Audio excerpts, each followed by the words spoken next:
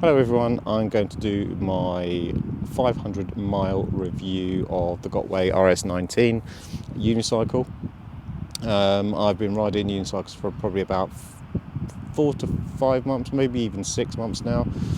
I started with an InMotion V10F, which I was petrified of, and then finally it clicked, as people say it does, and then finally decided that the amount of riding and stuff like I was doing, the trail riding I was doing, I wanted something more and something with a bit more power.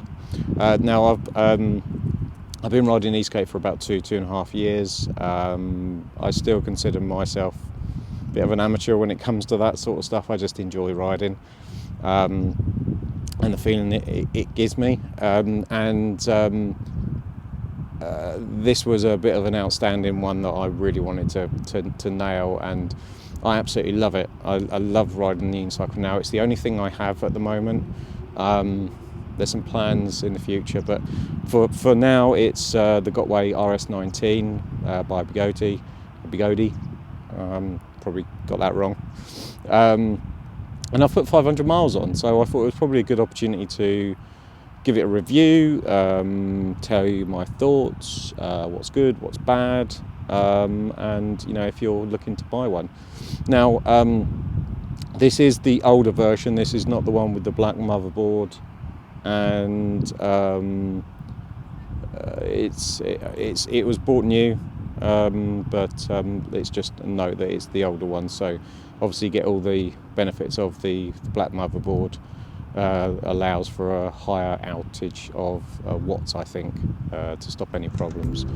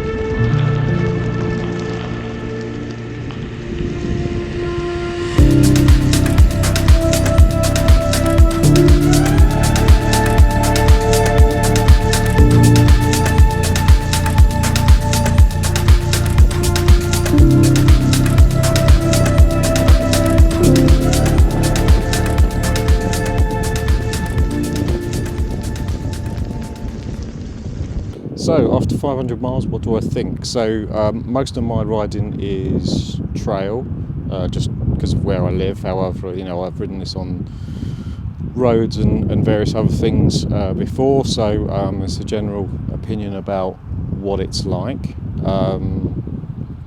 It's fast, that's for sure.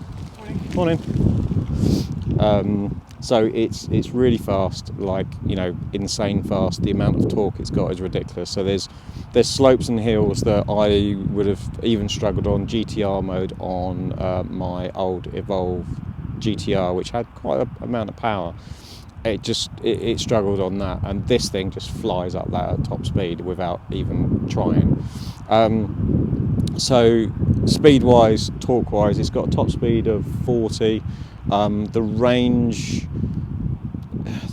says 40 mile real world range, and it says 60 miles, but I think on average, because of the speed, if you're averaging at 20 to 25, you'll probably easily get 40 out of it, maybe more. And the good thing is, if you get down to low amounts on this particular one, it doesn't seem to affect the speed that much at all. So that's good.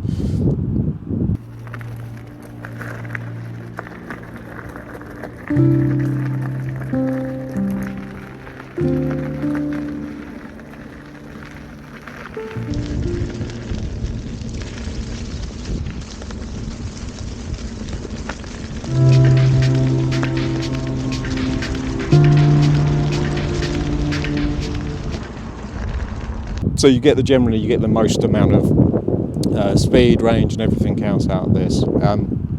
Build quality, now I'm yet to take this open. I've got a off-road tyre coming in the next few days. I'm not looking forward to undoing this thing to put the tyre on. I've seen the videos with the amount of screws and things like that, so there'll probably be a video for that. Hopefully I won't screw that up, they're not the easiest thing. So electric unicycles, for those people that don't know, it's basically two sides of a shell with electronics, and the motor and the wheel are kind of one thing, and you have to get it all out like from there and disconnect everything. So it's a bit of a ball ache. I know more new ones I think are a little bit easier, but I think probably one of the negatives for me is just unicycles in general. I think they need to come up with some better removing of the wheel, so you can change simple things like tyres and bearings and things like that. So that's probably the one negative thing. I've not necessarily ridden it in the rain, but I have been caught out in the rain. There's not been any problems. I've not had any cutouts. I've not had any issues with the wheel whatsoever. One of the negatives is probably the rear mud flap. This has been said probably on videos before, but it's a bit crap, to be honest. There's a bit of plastic that clips in. If you're going on off-road especially, expect to check that after every ride, because I've had a couple of times where it's been hanging off and I've had to reseat it. Not a biggie, but you know, it's just something to be aware of. What else can I say?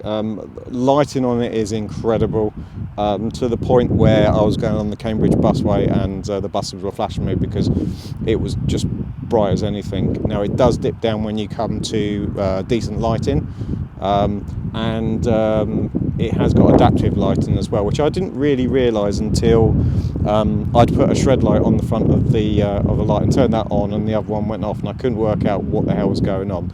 So there is a setting on that where it adapts to how much lighting it's got and dip down and things like that. So that's one thing. You can configure the light strips on the front and the back via the apps. Now,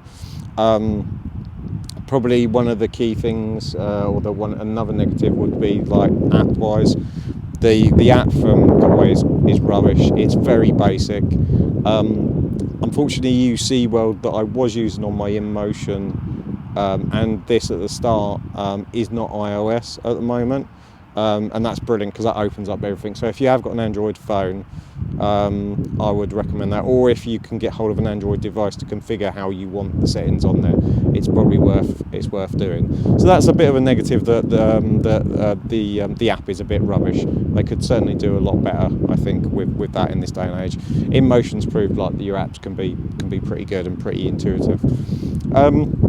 But like positives out of this, let's get in the positives. So the positives, it's just a ton of fun. It's really quick. The torque is immense. I can, as you can see on the video, I can do plenty of trail riding. It's more than capable and stuff like that. When I get the off-road tyre, I think it's just going to give it a bit more grip around some of the trails I ride, so that should make it a lot easier. But there isn't really much else. It's, if you want a quick, high torque, high speed with a decent range electric unicycle, I like it. Now I know there's loads of stuff out there at the moment around the battery safety and things like that of Gotway. I can't comment on that.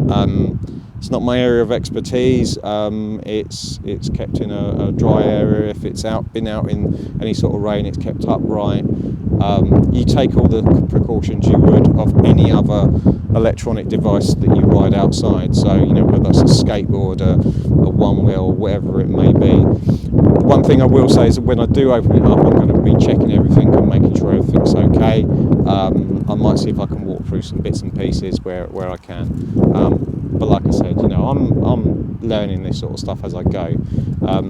Touch wood, I've not had any issues at all with this thing. A friend of mine with his RS19, the newer model, has just had his bearings gone after, like, I think 500 miles, which shouldn't happen at all.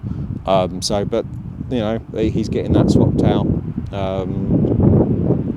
But it's really stable. It's really stable at high speeds.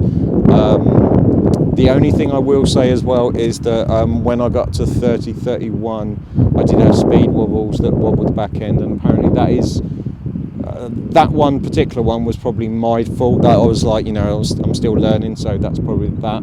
But I have heard that at high speed, slowing down on this, or slowing down sharply, will get you the wobbles, which, to be honest, I pretty much think you would anyway. So it's just about easing down on it, and again, that's a learning thing for me. What else can I say? I just generally think this is a fantastic bit of kit. Coming from Eastgate to this, the performance is just ridiculous over any of that. I did look at a veteran Sherman, but for the cost and the sheer weight, I discounted it. Maybe in the future, but I live in a second floor flat, so this is 27 kilos, and I've tried lifting the Sherman. The Sherman is an absolute monster, so I get a feeling that I'd struggle with like upstairs. And the price, you know, is well over £3,000. This cost me £1,500. So they range from about, I think, from 15 to 1,800. So for what you get, you know, you're getting, for let's say £1,800, you're getting a 40-mile range, 40-mile-an-hour vehicle that can do off-road. Can't really beat that. But anyway, I know there's probably going to be some mixed comments below around, you know, who hates Gotway, who loves Gotway. Comments below: have you had an RS19 High Speed? Have you had any problems? What should I look out for as a new rider on a Gotway? What should I check, apart from the obvious battery, water, all that sort of stuff? And let me know in the comments. Until next time, see you again very soon. Bye bye.